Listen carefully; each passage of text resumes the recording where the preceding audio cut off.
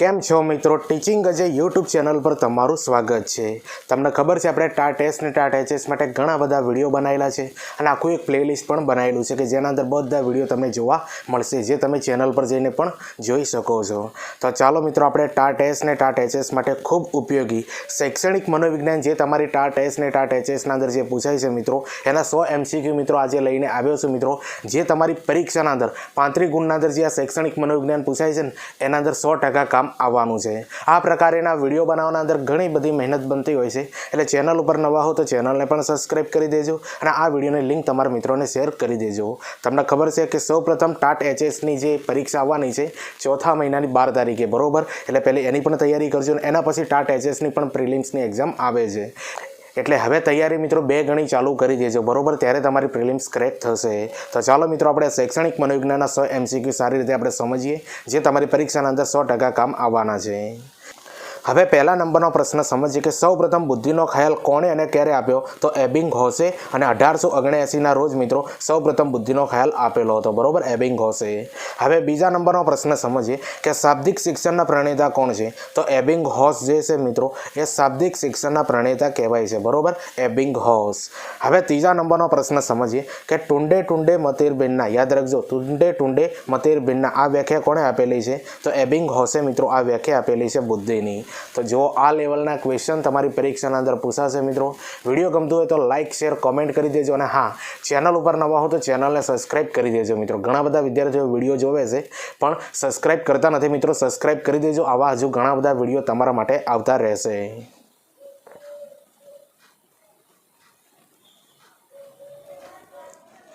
હવે જો મિત્રો ચોથા નંબરનો પ્રશ્ન છે ને ખૂબ ઇમ્પોર્ટન્ટ ક્વેશ્ચન છે, આના અંદરથી 100% ક્વેશ્ચન પૂછાઈ શકે છે। સામાન્ય રીતે બુદ્ધિના પર્યાયી શબ્દો કયા કયા વપરાય છે? તો જો મિત્રો સામાન્ય રીતે બુદ્ધિ માટે પર્યાયી શબ્દો કયા વપરાય છે? તો અક્કલ, ડહાપણ અને ચાતુર્ય, યાદ રાખજો મિત્રો, અક્કલ, ડહાપણ, ચાતુર્ય, મતિ, વિવેક, શાન અને સમજણ, આ બધા જે છે મિત્રો એ બુદ્ધિ માટેના પર્યાયી શબ્દો છે, બરોબર? ડાયરેક્ટ ક્વેશ્ચન પૂછી શકે છે આના અંદરથી, આ જે આપ્યા છે એના અંદરથી કંઈક અલગ આપી દે, બરોબર? તો આ ચારે ચાર શબ્દો જે છે મિત્રો તમારે યાદ રાખી લેવાના, અક્કલ, ડહાપણ, ચાતુર્ય, મતિ, વિવેક, શાન અને સમજણ, યાદ રાખી લેજો મિત્રો। વિધાન સ્વરૂપે જો ક્વેશ્ચન પૂછાય તો આના અંદરથી પૂછાઈ શકે, બરોબર? બુદ્ધિ જે છે મિત્રો એ અમૂર્ત ખ્યાલ છે અને બુદ્ધિને પ્રત્યક્ષ રીતે માપી ન શકાય, યાદ રાખી લેજો આટલું તમે, બરોબર? તો જુઓ આ બુદ્ધિના પર્યાયવાચી જે શબ્દો છે ને એને પણ યાદ કરી લેજો મિત્રો। આના સિવાય એક પણ કોઈ બીજો શબ્દ 4 ઓપ્શનના અંદર આપેલો હોય મિત્રો તો એ ખોટો કહેવાશે, બરોબર? અક્કલ, ડહાપણ, ચાતુર્ય, મતિ, વિવેક, શાન અને સમજણ, આ બધા જે છે ને એ બુદ્ધિના પર્યાયવાચી શબ્દો કહેવાય। હવે 5મા નંબરનો પ્રશ્ન સમજીએ કે બુદ્ધિ શબ્દ સંસ્કૃત ભાષાના કયા શબ્દ ઉપરથી ઉતરી આવેલો છે? તો બુદ્ધ શબ્દ ઉપરથી ઉતરી આવેલો છે, બરોબર? બુદ્ધ શબ્દ ઉપરથી। હવે 6થા નંબરનો પ્રશ્ન સમજીએ કે બુદ્ધિ એટલે કે સમજવું કે જ્ઞાન પામવું મિત્રો, એ બુદ્ધિ એટલે એનો મતલબ શું થાય છે? સમજવું કે જ્ઞાન પામવું। હવે 7મા નંબરનો પ્રશ્ન સમજીએ કે બુદ્ધિ માટે અંગ્રેજીમાં કયા શબ્દનો ઉપયોગ થાય છે? તો ઇન્ટેલિજન્સ, યાદ રાખી લેજો, બુદ્ધિ માટે અંગ્રેજીમાં કયો શબ્દ ઉપયોગ થાય છે? ઇન્ટેલિજન્સ।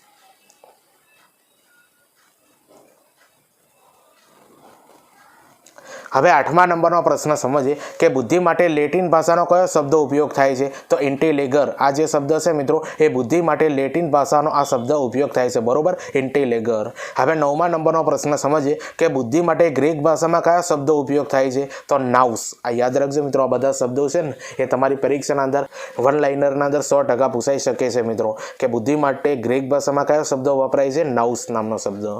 હવે 10મા નંબરનો પ્રશ્ન સમજીએ કે પર્યાવરણમાં બનતા બનાવો પ્રત્યે ધ્યાન આપે તેનો અર્થ સમજાવે એટલે? તો જો મિત્રો આવા ક્વેશ્ચન પૂછાયેલા છે, બરોબર? તો આને મિત્રો માનસિક સજાગતા કહેવાય છે અને આ બધા જે છે ને બુદ્ધિના ટોપિકના ક્વેશ્ચન છે। હવે 11મા નંબરનો પ્રશ્ન સમજીએ કે મુશ્કેલ પરિસ્થિતિમાંથી ઉકેલ મેળવવાની શક્તિને શું કહે છે? તો મિત્રો આને સૂઝ કહેવામાં આવે છે, બરોબર? સૂઝ। હવે 12મા નંબરનો પ્રશ્ન સમજીએ કે યોગ્ય અને અયોગ્ય વચ્ચેનો તફાવત પારખવાની શક્તિને શું કહે છે? તો આને મિત્રો વિવેક શક્તિ કહેવાય છે અને નિર્ણય શક્તિ કહેવાય છે। આ જે 10, 11, 12 જે ક્વેશ્ચન છે ને આવા ક્વેશ્ચન મિત્રો તમારી પરીક્ષાના અંદર પૂછાઈ શકે છે અને 2023ના અંદર પૂછાયેલા આ બધા ક્વેશ્ચન છે બુદ્ધિના અંદરથી।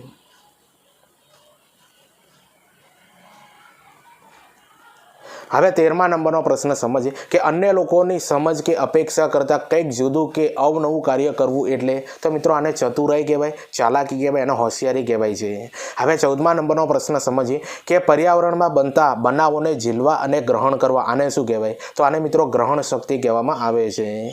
હવે 15મા નંબરનો પ્રશ્ન સમજીએ કે ગણતરી કે ચિત્રકામ જેવા કાર્યો ઉત્તમ રીતે કરવાની જન્મજાત શક્તિ એટલે શું? તો મિત્રો આને કુદરતી બક્ષિસ કહેવાય. શું કહેવાય? કુદરતી બક્ષિસ કહેવાય. હવે 16મા નંબરનો પ્રશ્ન સમજીએ કે કાર્ય શરૂ કરવામાં સ્ફૂર્તિ અને કાર્ય પૂર્ણ કરવામાં ઝડપ એટલે તો મિત્રો આને ચપળતા કહેવાય. શું કહેવાય? કાર્ય શરૂ કરવામાં સ્ફૂર્તિ હોય અને પૂર્ણ કરવાના અંદર ઝડપ હોય તો આને મિત્રો શું કહેવાય? ચપળતા કહેવામાં આવે છે.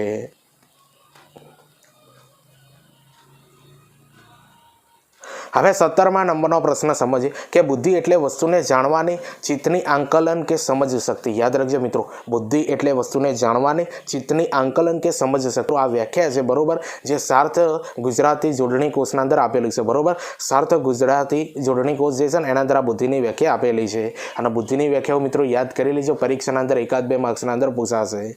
હવે 18મા નંબરનો પ્રશ્ન સમજીએ કે વ્યક્તિ વચ્ચે રહેલી ભિન્નતાને આધારે બુદ્ધિની વ્યાખ્યા આપવાનો સૌ પ્રયાસ કોણે કર્યો હતો? તો એબિંગહોસે કર્યો હતો મિત્રો. કોણે કર્યો હતો? એબિંગહોસે. હવે 19મા નંબરનો પ્રશ્ન સમજીએ કે મનોવિજ્ઞાનનો અંગ્રેજી અર્થ શું થાય છે? તો સાયકોલોજી મિત્રો આ મનોવિજ્ઞાનનો અંગ્રેજી અર્થ થાય છે બરોબર, સાયકોલોજી. હવે 20મા નંબરનો પ્રશ્ન સમજીએ કે સાયકોલોજી જે ગ્રીક ભાષાના કયા શબ્દો ઉપરથી ઉતરી આવેલો છે? તો સાયકોલોજી જે છે ને મિત્રો એ સાયકે અને લોગોસ ઉપરથી ઉતરી આવેલો છે બરોબર, અને આ બંને જે શબ્દો છે એ ગ્રીક ભાષાના શબ્દો કહેવાય છે.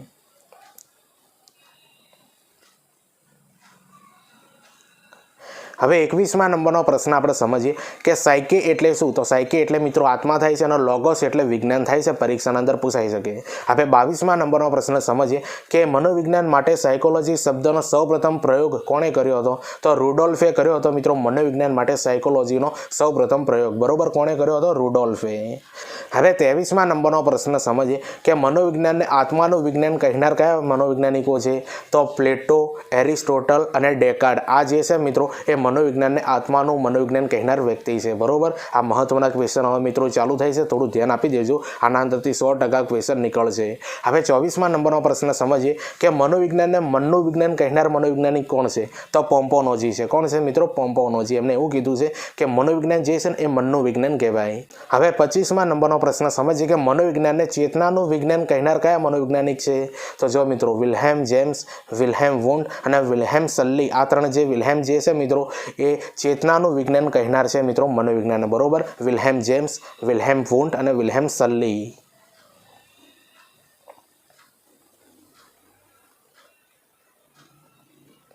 હવે 26મા નંબરનો પ્રશ્ન સમજીએ કે મનોવિજ્ઞાનને વર્તનનું વિજ્ઞાન કહેનાર કયા મનોવૈજ્ઞાનિકો છે? તો વોટસન, વોડવર્થ, સ્કિનર, મેકડોગલ અને પાવલોવ. આ બધા જે છે ને એ મનોવિજ્ઞાનને વર્તનનું વિજ્ઞાન તરીકે ઓળખાવે છે બરોબર. વોટસન, વોડવર્થ, સ્કિનર, મેકડોગલ અને પાવલોવ. યાદ રાખજો મિત્રો, આ ઉપરના ક્વેશ્ચન 4 ગયા ને એ તમારી પરીક્ષાના અંદર પૂછાઈ શકે છે અને આ લેવલનું મનોવિજ્ઞાન પૂછાશે મિત્રો. તો આ બધા પ્રશ્નોનું લેવલ તમને કેવું લાગે છે કોમેન્ટ કરીને જરૂરથી જણાવજો. ચેનલ ઉપર નવા હો તો ચેનલને 100% મિત્રો સબસ્ક્રાઇબ કરી દેજો બરોબર. ચેનલને સબસ્ક્રાઇબ કરવાથી આવા ઘણા બધા વિડીયો તમને મળશે નવા. હવે 27મા નંબરનો પ્રશ્ન સમજીએ કે મનોવિજ્ઞાનનો સર્વપ્રથમ અભ્યાસ કોણે અને ક્યારે કર્યો હતો? તો જો મિત્રો મનોવિજ્ઞાનનો સર્વપ્રથમ અભ્યાસ કોણે અને ક્યારે કર્યો હતો? 1875ના રોજ મિત્રો વિલિયમ જેમ્સે કર્યો હતો.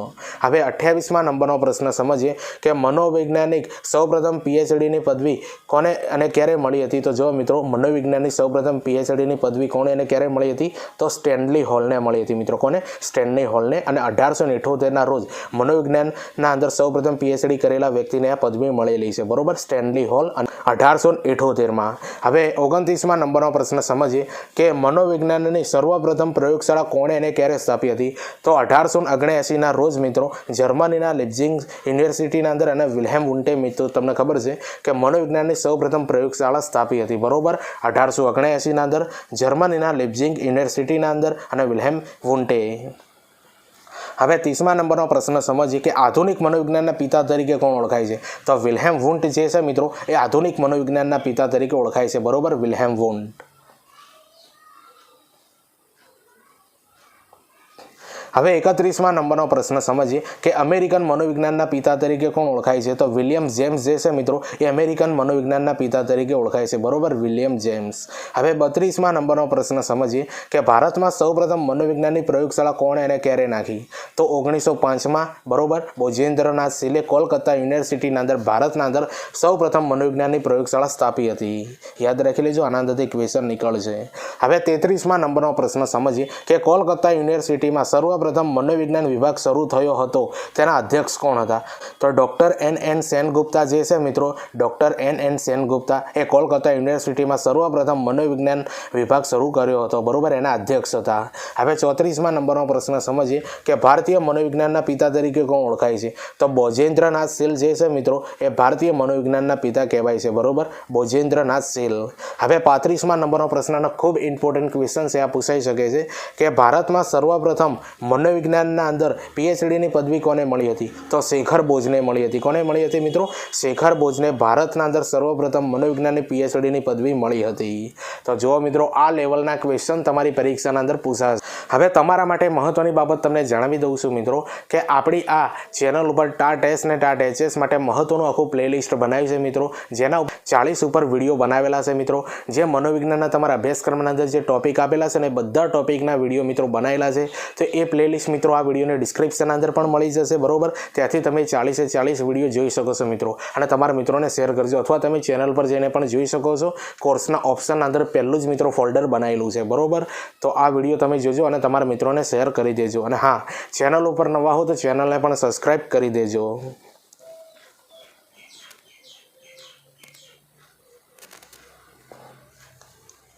હવે 36મા નંબરનો પ્રશ્ન સમજીએ કે ગુજરાતમાં મનોવિજ્ઞાન વિભાગની શરૂઆત ક્યારે અને ક્યાં થઈ હતી? તો 1935માં MS યુનિવર્સિટી વડોદરાના અંદર મિત્રો ગુજરાતના અંદર મનોવિજ્ઞાન વિભાગની શરૂઆત થઈ હતી. હવે 37મા નંબરનો પ્રશ્ન સમજીએ કે ગુજરાતમાં મનોવિજ્ઞાનની પ્રથમ પીએચડીની પદવી કોણે એનાયત થઈ હતી? તો મહત્વનો મિત્રો આ ક્વેશ્ચન છે કે ગુજરાતમાં મનોવિજ્ઞાનની પ્રથમ પીએચડીની પદવી કોને એનાયત થઈ હતી? તો 1954માં કૃષ્ણકાંતજી દેસાઈને મિત્રો, જેને કેજી દેસાઈ તરીકે આપણે ઓળખીએ છીએ, એમને મિત્રો ગુજરાતના અંદર મનોવિજ્ઞાનની પ્રથમ પીએચડીની પદવી મેળવી હતી, બરોબર, 1954માં કૃષ્ણકાંતજી દેસાઈને.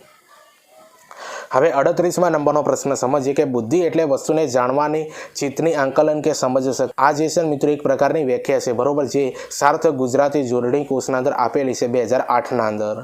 હવે 39મા નંબરનો પ્રશ્ન સમજીએ કે બુદ્ધિ એટલે સારી રીતે સમજવાની, યોગ્ય રીતે નિર્ણય લેવાની અને તર્ક કરવાની શક્તિ. બિને અને સંયમને મિત્રો આ વ્યાખ્યા આપેલી છે. અને બુદ્ધિના અંદરથી મિત્રો તમારી પરીક્ષાના અંદર 5 થી 6 ગુણના ક્વેશ્ચન પૂછાશે, બરોબર, એટલે તૈયારી કરી લેજો.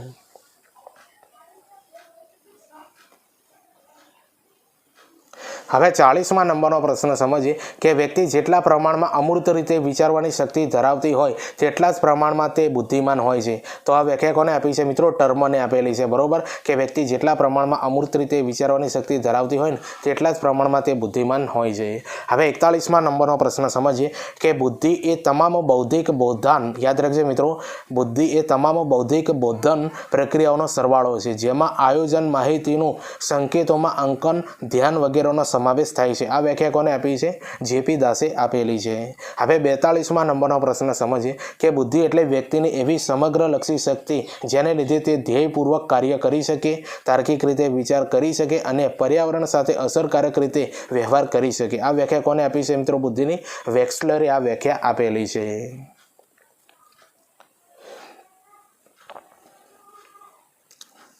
હવે 43મા નંબરનો પ્રશ્ન સમજીએ કે બુદ્ધિ એટલે એક કે વધારે સાંસ્કૃતિક પરિવેશોમાં મહત્વની ગણાતી સમસ્યાઓને ઉકેલવાની કે મૂલ્યવાન વસ્તુઓનું નિર્માણ કરવાની શક્તિ કે કુશળતા. આ વ્યાખ્યા કોને આપેલી છે મિત્રો? ગાર્ડનરે આપેલી છે. હવે 44મા નંબરનો પ્રશ્ન સમજીએ કે બુદ્ધિ એટલે પર્યાવરણના કોઈ પણ સંદર્ભ સાથે અનુકૂલન કરવા માટે અથવા તેને ઘાટ આપવા માટે અથવા તેને પસંદ કરવા માટે જરૂરી માનસિક શક્તિઓ. આ વ્યાખ્યા કોને આપી છે? બુદ્ધિની સ્ટર્નબર્ગે આપેલી છે. તો જો મિત્રો, આ મહત્વની જેટલી પણ બુદ્ધિની વ્યાખ્યાઓ છે ને બધી યાદ કરી લેજો, અને તમારી પરીક્ષાના અંદર 100% પૂછાશે 1 થી 2 માર્ક્સના અંદર.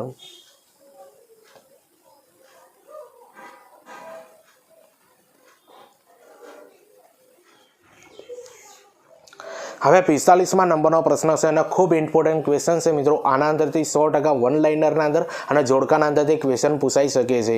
તો બુદ્ધિના વિશેષ આધુનિક અભિગમો યાદ કરી લેજો. બરોબર, બુદ્ધિના વિશેષ આધુનિક અભિગમો. એક છે મિત્રો સ્પિયરમેનનો. બરોબર, એમણે દ્વિઘટક સિદ્ધાંત આપેલો છે બુદ્ધિનો. બીજા છે મિત્રો સ્ટર્નબર્ગ, એમણે ત્રિપુટીનો સિદ્ધાંત આપ્યો છે મિત્રો બુદ્ધિ માટે. ત્રીજા છે મિત્રો ગિલફર્ડ. બરોબર, તો ગિલફર્ડે મિત્રો ત્રિપરિમાણાત્મક સિદ્ધાંત આપ્યો છે બુદ્ધિ માટેનો. ચોથા નંબરના અંદર છે મિત્રો ગાર્ડનર. તો ગાર્ડનરે બહુવિધ બુદ્ધિનો સિદ્ધાંત આપેલો છે. પછી 5મા નંબરના અંદર છે જેપી દાસ. જેપી દાસે મિત્રો 5નો સિદ્ધાંત આપેલો છે.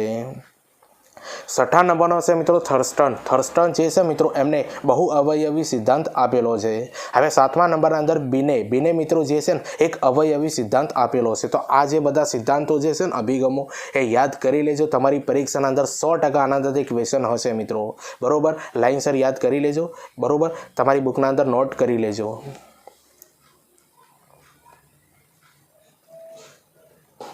હવે 46મા નંબરનો પ્રશ્ન સમજીએ કે સ્પિયરમેનના મતે બૌદ્ધિક ક્ષમતા મુખ્યત્વે બે કયા ઘટકોની બનેલી છે. તો જો મિત્રો સ્પિયરમેનના મતે બૌદ્ધિક ક્ષમતા મુખ્યત્વે કયા બે ઘટકોની બનેલી છે. એક છે મિત્રો સામાન્ય બૌદ્ધત્વ. બરોબર, જેને જનરલ ફેક્ટર કહેવાય છે. અને બીજા નંબરનું છે મિત્રો વિશિષ્ટ બૌદ્ધત્વ, જેને સ્પેશિયલ ફેક્ટર કહેવાય છે. યાદ કરી લેજો, પરીક્ષાના અંદર જોવા મળશે. હવે 47મા નંબરનો પ્રશ્ન સમજીએ કે રચનાવાદ. તમને ખબર છે મિત્રો ટાટ એસ અને ટાટ એચએસના અંદર જે 4 વાદો સ્પેશિયલ તમારા અભ્યાસક્રમના અંદર આપેલા છે. બરોબર, અને આ વાદના અંદર જેટલી પણ ઇન્ફોર્મેશન આપી છે આના બાર ક્વેશ્ચન નહીં જાય મિત્રો. બરોબર, એટલા વાદો આટલા યાદ કરી લેજો. પહેલો છે મિત્રો રચનાવાદ. બરોબર, તો રચનાવાદના મિત્રો પ્રણેતા છે સૌપ્રથમ વિલ્હેમ વુન્ટ અને ટિસ્નર છે. બરોબર, રચનાવાદને મહત્વ આપે છે મિત્રો. આ રચનાવાદ જે છે ને એ રચનાને મહત્વ આપે છે. રચનાવાદીઓએ મનોવિજ્ઞાનનો અભ્યાસ કરવા માટે આંતરનિરીક્ષણ પદ્ધતિ આપી, જેને સ્વનિરીક્ષણ પદ્ધતિ કહેવાય છે. આ ક્વેશ્ચન પૂછાઈ ગયો. બરોબર, તે આંતરનિરીક્ષણ પદ્ધતિ કોણે આપી છે? તો રચનાવાદીઓએ આપેલી છે. અને એનું બીજું નામ છે મિત્રો સ્વનિરીક્ષણ પદ્ધતિ તરીકે પણ ઓળખવામાં આવે છે. અને આ ક્વેશ્ચન મિત્રો 2023ના અંદર પૂછાયો હતો. બરોબર, કે આંતરનિરીક્ષણ પદ્ધતિ હાલથી ચાલતી પ્રયોગશાળા તરીકે ઓળખાય છે. બરોબર, ડાયરેક્ટ ક્વેશ્ચન પૂછાઈ શકે કે હાલથી ચાલતી પ્રયોગશાળા તરીકે કઈ પદ્ધતિ ઓળખાય છે? તો આંતરનિરીક્ષણ પદ્ધતિ ઓળખાય છે.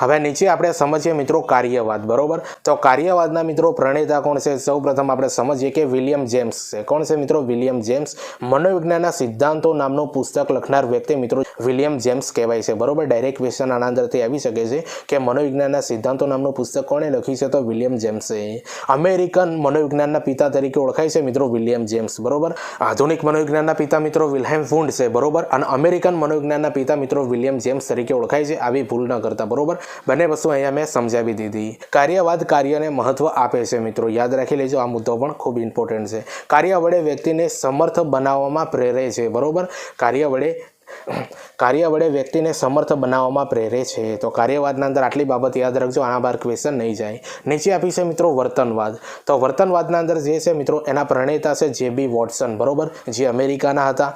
વર્તનવાદીઓએ મનોવિજ્ઞાનનો અભ્યાસ કરવા માટે બાહ્ય નિરીક્ષણ પદ્ધતિ અપનાવી હતી. યાદ રાખજો મિત્રો, ડાયરેક્ટ ક્વેશ્ચન બની શકે છે કે બાહ્ય નિરીક્ષણ પદ્ધતિ કોણે અપનાવી હતી? તો વર્તનવાદીઓએ. બરોબર, અને વર્તનવાદ વ્યક્તિના વર્તનના અભ્યાસને મહત્વ આપે છે. યાદ રાખી લેજો, વર્તનવાદ જે છે એ વ્યક્તિના વર્તનના અભ્યાસને મહત્વ આપે છે. તો વર્તનવાદના અંદર મિત્રો આટલી માહિતી તમને યાદ હોવી જોઈએ.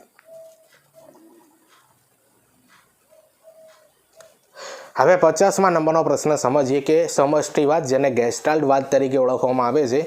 આ વાદ જે છે મિત્રો એ સમૂહ, જૂથ, સમગ્રતા, સંગઠનને મહત્વ આપે છે. અને આના પ્રણેતા કોણ છે મિત્રો? વર્ધીમર, કોહલર અને કોફકા છે મિત્રો. અને આ ત્રણને મિત્રો કઈ ત્રિપુટી કહેવાય છે? ફિનોમિનનની ત્રિપુટી તરીકે ઓળખવામાં આવે છે. બરોબર, તો સમષ્ટિવાદના અંદરથી આના બાર ક્વેશ્ચન નહીં જાય. યાદ રાખી લેજો, પ્રણેતા વર્ધીમર, કોહલર અને કોફકા છે. અને ફિનોમિનનની ત્રિપુટી તરીકે ઓળખાય છે. હવે સમષ્ટિવાદના અંદરથી મિત્રો કેવો ક્વેશ્ચન પૂછાય છે? બરોબર, જો આ 51મા નંબરનો આપેલો છે કે પ્રત્યક્ષીકરણમાં સામૂહિકરણના નિયમો આપનાર મનોવૈજ્ઞાનિકો કોણ છે? બરોબર, તો જો મિત્રો અહીંયા સામૂહિકરણ શબ્દ આપેલો છે. બરોબર, એટલે એને વર્ધીમર, કોહલર અને કોફકા જે સમૂહનો મિત્રો નિર્દેશન કરે છે, સંગઠનનું નિર્દેશન કરે છે. તો એ બધા મિત્રો કયા વૈજ્ઞાનિક આવશે? વર્ધીમર, કોહલર અને કોફકા આવશે. તો આવા ક્વેશ્ચન મિત્રો નીકળશે તમારી પરીક્ષામાં. હવે 52મા નંબરનો ક્વેશ્ચન સમજીએ કે મનોવિશ્લેષણવાદ. યાદ રાખી લેજો, મનોવિશ્લેષણવાદ એના પ્રણેતા છે સિગમન્ડ ફ્રોઈડ. બરોબર, અને અચેતન મનનો ખ્યાલ આપનાર મિત્રો વ્યક્તિ હતા સિગમન્ડ ફ્રોઈડ. આટલું યાદ રાખજો, આના પર ક્વેશ્ચન નહીં જાય.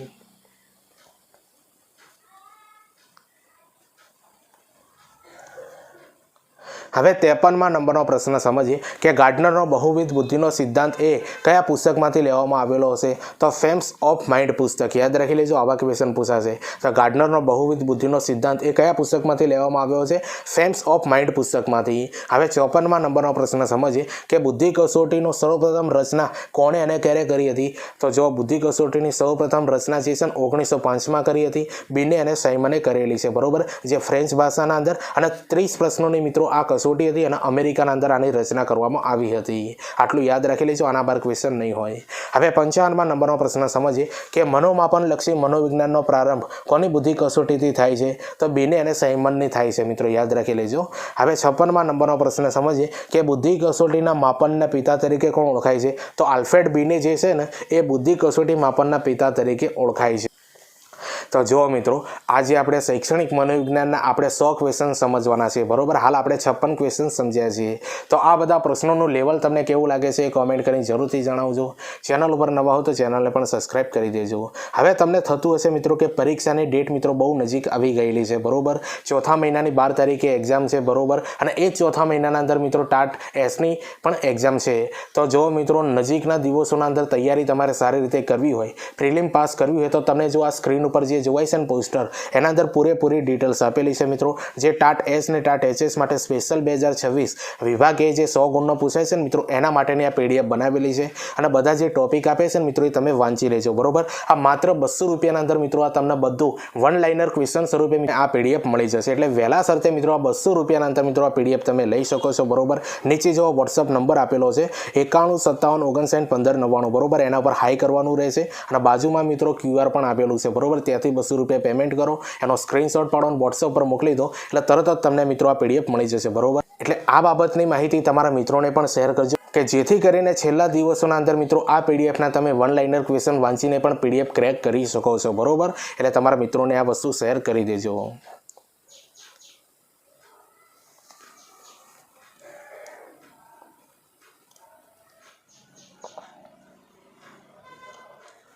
હવે 57માં નંબરનો પ્રશ્ન સમજીએ કે અમેરિકાની સ્ટેનફર્ડ યુનિવર્સિટીમાં બિને અને સાયમન કસોટીનું અંગ્રેજી ભાષામાં રૂપાંતર કોણે કર્યું? તો ટર્મને મિત્રો 1916ના અંદર કરેલું હતું, બરોબર. અને આ કસોટી જે છે સ્ટેનફર્ડ બિને બુદ્ધિ કસોટી તરીકે ઓળખાઈ મિત્રો, જ્યારે રૂપાંતર કર્યું એના પછી, બરોબર. આ કસોટી 18 વર્ષથી નીચેની વયના વ્યક્તિઓને જ આપી શકાય છે, બરોબર. આટલી આ ખાસિયત છે, યાદ રાખી લેજો. હવે 58માં નંબરનો પ્રશ્ન સમજીએ કે WPPSI આનું પૂરું નામ જણાવો મિત્રો. આ જે કસોટીઓ છે મિત્રો, આવા બધા નામ મિત્રો તમારી પરીક્ષાના અંદર પૂછાઈ શકે છે. તો જો WPPSI નું પૂરું નામ થાય છે મિત્રો Wechsler pre and primary scale for intelligence, બરોબર. આ એનું પૂરું નામ છે, બરોબર. જોઈ લો ફરીથી, Wechsler pre and primary scale for intelligence. અને આ જે કસોટી છે ને મિત્રો 4 થી લઈને 6.5 વર્ષના વ્યક્તિઓને, બાળકોને આપી શકાય છે.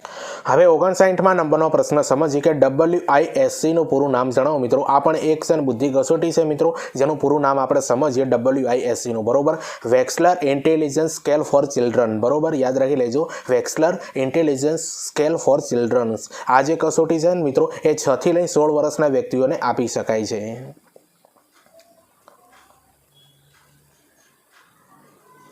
હવે 60માં નંબરનો પ્રશ્ન આપણે સમજીએ કે WAIS, યાદ રાખજો મિત્રો, WAIS આ પણ મિત્રો એક બુદ્ધિ કસોટી છે. એનું પૂરું નામ આપણે સમજીએ વેક્સલર એડલ્ટ ઇન્ટેલિજન્સ સ્કેલ. યાદ રાખી લેજો મિત્રો, WAIS એનું ફૂલ નેમ શું થાય છે મિત્રો? વેક્સલર એડલ્ટ ઇન્ટેલિજન્સ સ્કેલ. અને આ કસોટી જે છે ને મિત્રો એ 16 વર્ષથી વધુ વયના વ્યક્તિઓને આપી શકાય છે, બરોબર.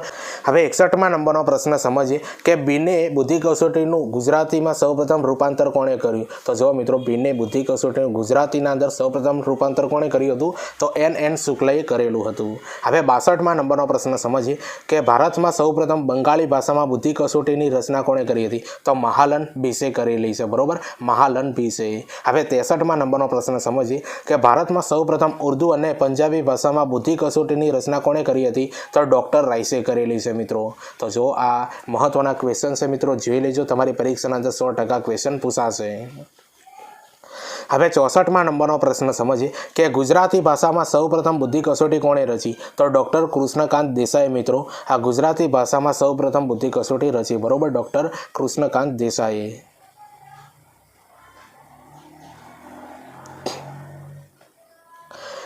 હવે 65માં નંબરનો પ્રશ્ન સમજીએ કે ભારતમાં બુદ્ધિ કસોટીની રચના માટે PhDની પદવી સૌપ્રથમ કોણે આપવામાં આવી હતી? તો કૃષ્ણકાંત દેસાઈને આપવામાં આવી હતી. હવે 66માં નંબરનો પ્રશ્ન સમજીએ કે આવેગ માપવા અંગેનો આવેગાત્મક આંક જેને EQ કહેવાય છે એનો ટેસ્ટ કોણે વિકસાવ્યો? તો ડેનિયલ ગોલ્ડમેને મિત્રો વિકસાવેલો. બરોબર, ડેનિયલ ગોલ્ડમેન.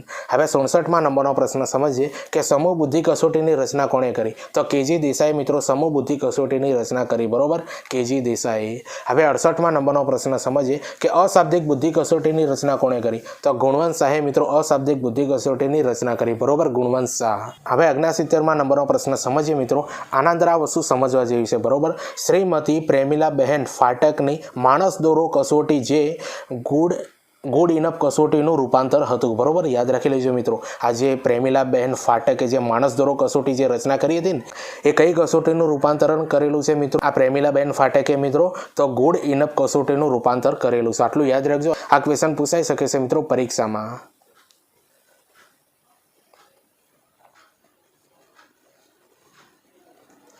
હવે 70માં નંબરનો પ્રશ્ન સમજીએ કે બુદ્ધિ લબ્ધિના આધારે સૌપ્રથમ વર્ગીકરણ કોણે કર્યું હતું? તો ટર્મને કર્યું હતું મિત્રો. કોને? ટર્મને. હવે 71માં નંબરનો પ્રશ્ન સમજીએ કે સરેરાશ બુદ્ધિઆંક ધરાવતા વ્યક્તિનો બુદ્ધિઆંક કેટલો હોય છે? તો 90થી લઈને 109 હોય છે મિત્રો. આ ખૂબ મહત્વના ક્વેશ્ચન ચાલુ થાય છે અને આના અંદરથી ક્વેશ્ચન આવતા હોય છે બુદ્ધિના. હવે 72માં નંબરનો પ્રશ્ન સમજીએ કે પ્રતિભાશાળી બુદ્ધિઆંક ધરાવતા વ્યક્તિનો બુદ્ધિઆંક કેટલો હોય છે? તો 130થી વધુ હોય છે. બરોબર, અહીંયા થોડું ટાઈપિંગ મિસ્ટેક થયું છે મિત્રો, વૃદ્ધિ થઈ ગયું પણ બુદ્ધિ આવે, યાદ રાખજો. હવે 73માં નંબરનો પ્રશ્ન સમજીએ કે મનોદુર્બળતા બુદ્ધિઆંક ધરાવતા વ્યક્તિનો બુદ્ધિઆંક કેટલો હોય છે? તો 70થી નીચે હોય છે મિત્રો. કેટલો હોય છે? 70થી નીચે. હવે 74માં નંબરનો પ્રશ્ન સમજીએ કે બચાવ પ્રયુક્તિના પ્રણેતા કોણ છે? તો ડોક્ટર સિગમન્ડ ફ્રોઈડ જે છે મિત્રો એ બચાવ પ્રયુક્તિઓના પ્રણેતા કહેવાય છે. બરોબર, ડોક્ટર સિગમન્ડ ફ્રોઈડ. હવે 75માં નંબરનો પ્રશ્ન સમજીએ કે કઈ બચાવ પ્રયુક્તિ ડોક્ટર ફ્રોઈડના વ્યક્તિત્વના સિદ્ધાંતના કેન્દ્રમાં છે? તો દમન પ્રયુક્તિ. યાદ રાખજો મિત્રો. આ દમન પ્રયુક્તિ જે છે ને મિત્રો એ ડોક્ટર ફ્રોઈડના વ્યક્તિત્વના સિદ્ધાંતના કેન્દ્રમાં છે.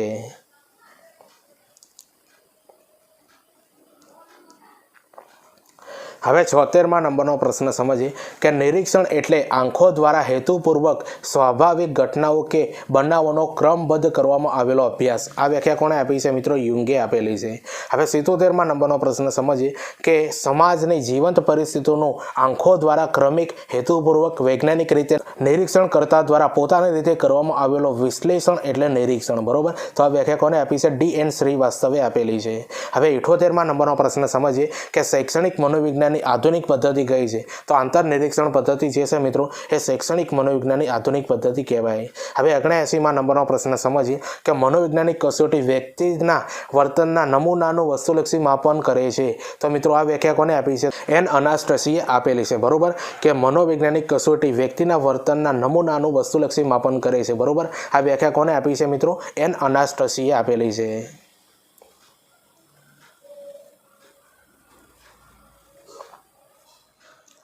હવે 80માં નંબરનો પ્રશ્ન આપણે સમજીએ કે મનોવૈજ્ઞાનિક કસોટીનું સંચાલન પ્રાપ્તાંકો તારવવા માટે નક્કી કરવામાં આવેલી ચોક્કસ પદ્ધતિને મનોવૈજ્ઞાનિક કસોટીનું શું કહેવાય છે? તો મિત્રો આને પ્રામાણિકતા કહેવામાં આવે છે. હવે 81માં નંબરનો પ્રશ્ન સમજીએ કે જ્યારે કસોટી લેનાર વ્યક્તિ પોતાની અંગત માન્યતા, મનોવલણો કે પૂર્વગ્રહો વિના કસોટીનું મૂલ્યાંકન કરે તો તેને શું કહેવાય છે મિત્રો? તો આને મિત્રો વસ્તુલક્ષીતા કહેવામાં આવે છે. બરોબર, વસ્તુલક્ષીતા. હવે 82માં નંબરનો પ્રશ્ન સમજીએ કે કસોટી વ્યક્તિઓના જે વર્તન નમૂનાનું માપન કરવા માટે રચવામાં આવ્યું હોય તે અને માત્ર તે જ વર્તનના પાસાનું માપન કરે તો તે કસોટીનું શું કહેવાય છે? તો મિત્રો આને યથાર્થતા કહેવામાં આવે છે. તો જો મિત્રો 80, 81 અને 82 આ જે ક્વેશ્ચન જે છે ને અને 83માં નંબરનો પ્રશ્ન આ બધા ખૂબ ઇમ્પોર્ટન્ટ છે. આના અંદરથી 100% ક્વેશ્ચન આવશે. હવે 83માં નંબરનો પ્રશ્ન સમજીએ કે કસોટીના પરિણામોમાં સાતત્ય કે સુસંગતતા એને શું કહે છે? તો મિત્રો આને વિશ્વસનીયતા કહેવામાં આવે છે.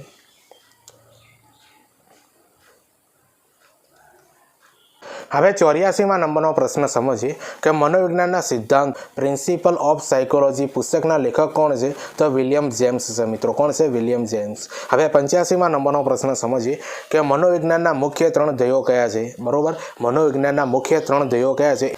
પહેલું છે મિત્રો વર્ણન અને સ્પષ્ટીકરણ અને બાજુમાં આપેલું છે મિત્રો વર્તનની સમજ અને સ્પષ્ટીકરણ એને કહેવાય છે. બીજું છે મિત્રો આગાહી અને ત્રીજા નંબરનું છે નિયંત્રણ. તો આ બધા જે છે મિત્રો એ મનોવિજ્ઞાનના મુખ્ય 3 ધ્યેયો છે. બરોબર, પરીક્ષાના અંદર પૂછાઈ શકે.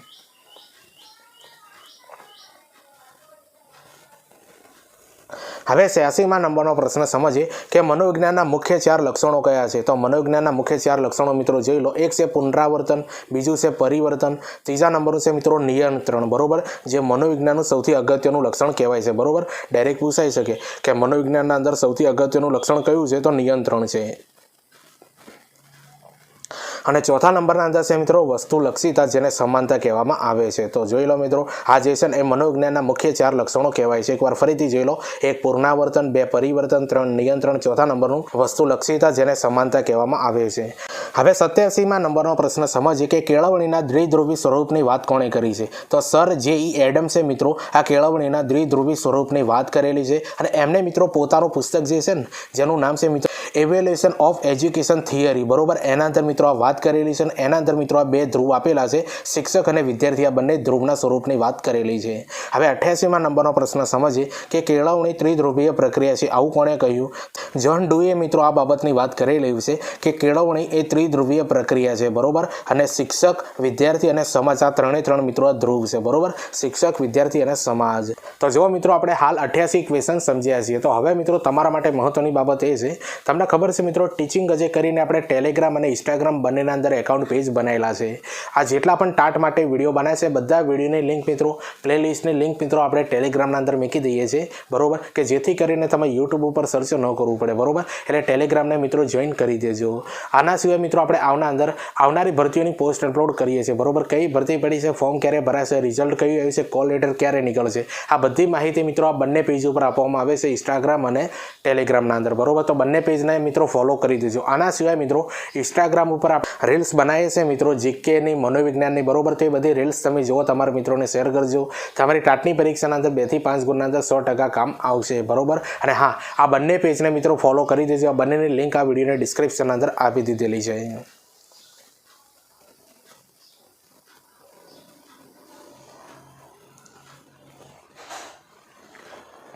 હવે 89માં નંબરનો પ્રશ્ન સમજીએ કે કેળવણીના મુખ્ય હેતુઓ કયા છે. તો 3 હેતુઓ છે મિત્રો. એક વ્યક્તિગત હેતુ, બીજું સામાજિક હેતુ, ત્રીજું વિશિષ્ટ હેતુ. હવે 90માં નંબરનો પ્રશ્ન સમજીએ કે કોના મત મુજબ વ્યક્તિની ટેવો કરતાં તેના વ્યક્તિત્વ ગુણો વધુ વ્યાપક હોય છે. તો ગોર્ડન ઓલપોર્ટ, યાદ રાખજો મિત્રો, ગોર્ડન ઓલપોર્ટ.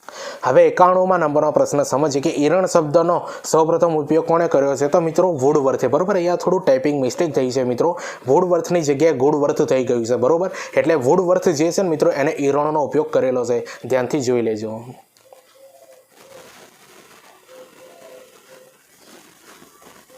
હવે 92માં નંબરનો પ્રશ્ન સમજીએ કે કેળવણીના સ્વરૂપો કયા છે. બરોબર, આ પરીક્ષાના અંદર પૂછાઈ શકે. એક છે ઔપચારિક કેળવણી, બીજું છે અનૌપચારિક કેળવણી, ત્રીજું છે નિરંતર કેળવણી અને ચોથું છે મિત્રો અવૈધિક કેળવણી. આ બધા જે છે ને એ કેળવણીના સ્વરૂપો કહેવાય છે. હવે 93માં નંબરનો પ્રશ્ન સમજીએ કે નિરંતર કેળવણીનો ઉદ્ભવ ક્યાં થયો હતો. તો અમેરિકાના અંદર મિત્રો આ નિરંતર કેળવણીનો ઉદ્ભવ થયો હતો. બરોબર, અમેરિકામાં. હવે 94માં નંબરનો પ્રશ્ન સમજીએ જેને જે અને જ્યારે શીખવું હોય તે આને ત્યારે શીખી શકે તેવા પ્રકારની કેળવણી એટલે. તો મિત્રો આને અવૈધિક કેળવણી કહેવામાં આવે છે. બરોબર, અવૈધિક કેળવણી.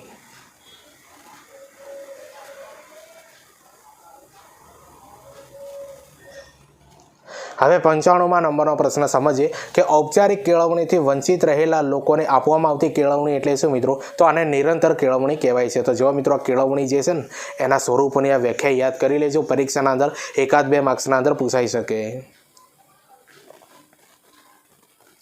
હવે 96માં નંબરનો પ્રશ્ન સમજીએ કે સિગમન્ડ ફ્રોઈડે આપેલા વિકાસના તબક્કા યાદ કરી લેજો મિત્રો. આના અંદરથી ક્વેશ્ચન 100% નીકળે છે મિત્રો. જો મિત્રો એને વિકાસના તબક્કા આપ્યા છે, પહેલો તબક્કો આપ્યો છે મિત્રો મુખાવસ્થા. બરોબર, મુખાવસ્થા જે કહીએ છે ને એ. બરોબર, તો આનો સમયગાળો શું છે મિત્રો. તો જન્મથી 1 વર્ષનો છે. બરોબર, અને આના અંદર મિત્રો બાળકના અંદર શું ફેરફાર થાય છે. તો બાળક ચૂસવા અને કરડવાની ક્રિયા દ્વારા આનંદ મેળવે છે. બરોબર, આટલું યાદ રાખજો. ડાયરેક્ટ ક્વેશ્ચન બની શકે કે બાળક ચૂસવા અને કરડવાની ક્રિયા દ્વારા આનંદ કઈ અવસ્થા અંદર મેળવે છે. તો મુખા અવસ્થાના અંદર મેળવે છે. આનો સમયગાળો પણ પૂછાઈ શકે મિત્રો. જન્મથી 1 વર્ષનો છે. બીજા નંબરના અંદર આપી છે મિત્રો ગુદા અવસ્થા. બરોબર, એનો સમયગાળો છે 1 થી લઈને 3 વર્ષનો છે. બરોબર, જેના અંદર મળમૂત્ર વિસર્જન પર નિયંત્રણ અને શૌચાલયની તાલીમ મહત્વની છે. બરોબર, યાદ રાખજો મિત્રો. ડાયરેક્ટ ક્વેશ્ચન પૂછાઈ શકે મળમૂત્ર વિસર્જન એ કઈ અવસ્થાના અંદર કરે છે. તો ગુદા અવસ્થાના અંદર, યાદ રાખી લેજો. હવે ત્રીજા નંબરના અંદર આપેલો છે મિત્રો એક વિકાસનો તબક્કો આપેલો છે. બરોબર, લિંગા અવસ્થા, જેનો સમયગાળો છે 3 થી લઈને 6 વર્ષનો છે બરોબર.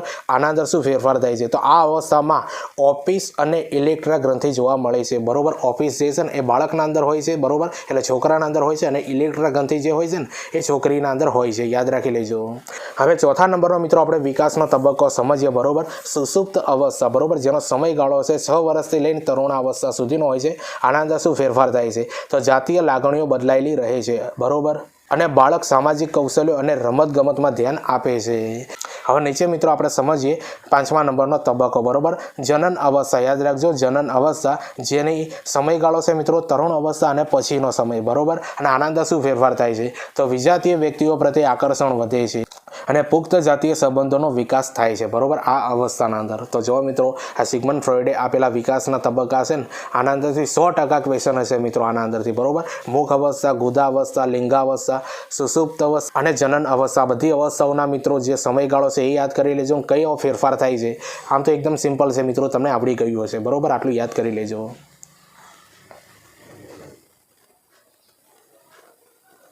હવે 97મા નંબરનો પ્રશ્ન સમજીએ કે પુરુષ અને સ્ત્રીના લક્ષણો કઈ ગ્રંથિને સ્ત્રાવને કારણે સ્પષ્ટ દેખાય છે તો પિટ્યુટરી ગ્રંથિના કારણે બરોબર, પિટ્યુટરી ગ્રંથિના કારણે. હવે 98મા નંબરનો પ્રશ્ન સમજીએ કોઈ એક વ્યક્તિ કે સંસ્થાનો સમગ્ર અભ્યાસ એટલે શું તો મિત્રો આને કેસ સ્ટડી કહેવાય. શું કહેવાય? કેસ સ્ટડી કહેવામાં આવે છે. હવે 99મા નંબરનો પ્રશ્ન સમજીએ કે સ્મૃતિ અંગેનો અભ્યાસ કોણે કર્યો છે તો એબિંગહોસે મિત્રો આ સ્મૃતિ અંગેનો મિત્રો અભ્યાસ કરેલો છે બરોબર, એબિંગહોસે. તો જો મિત્રો તમને ખબર છે કે આજે શૈક્ષણિક મનોવિજ્ઞાનના આપણે 100 ક્વેશ્ચન સમજવાના હતા. તો 100મા નંબરનો પ્રશ્ન આપણે સમજીએ કે કયા મનોવૈજ્ઞાનિકે રચેલી અશાબ્દિક બુદ્ધિ કસોટી વિખ્યાત છે તો રેવને મિત્રો, યાદ રાખજે રેવને જે છે ને મિત્રો એ અશાબ્દિક બુદ્ધિ કસોટીની રચના કરેલી છે. તો જો મિત્રો આ શૈક્ષણિક મનોવિજ્ઞાનના 100 ક્વેશ્ચન તમને કેવા લાગે કોમેન્ટ કરીને જરૂરથી જણાવજો, અને આ વિડીયો તમને ખરેખર ગમ્યો હોય તો તમારા મિત્રોને શેર કરી દેજો. હવે તમને ખબર છે મિત્રો કે ટીચિંગ અજય કરીને આપણે ટેલિગ્રામ અને ઇન્સ્ટાગ્રામ બંનેના અંદર એકાઉન્ટ પેજ બનાવેલા છે બરોબર. બંનેને સૌપ્રથમ ફોલો કરી દેજો.